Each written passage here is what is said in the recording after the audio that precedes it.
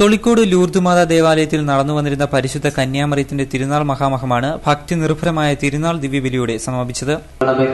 നിത്യസൗഭാഗ്യവും രക്ഷകനായ യേശുക്രിസ്തുവിന്റെ വിശ്വാസം പാർത്ത് കർത്താവിന്റെ സമാധാനം എപ്പോഴും നിങ്ങളോടുകൂടെ ഉണ്ടാകും.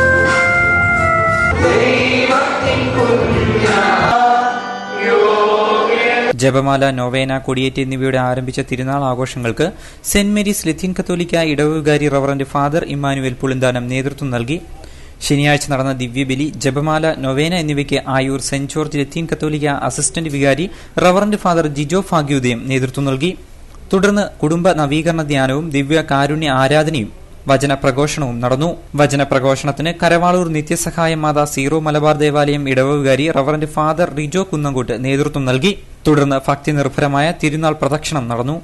അവസാന ദിവസമായ ഞായറാഴ്ച ആഘോഷമായ തിരുനാൾ ദിവ്യബലി മുഖ്യ കാർമ്മികൻ PSS director reverend father Roy B സിംസണിന്റെയും സഹകാർമ്മികൻ റവറന്റ് ഫാദർ ബാബു വർഗീസിന്റെയും നേതൃത്വത്തിൽ നടന്നു. News bureau, Punalur.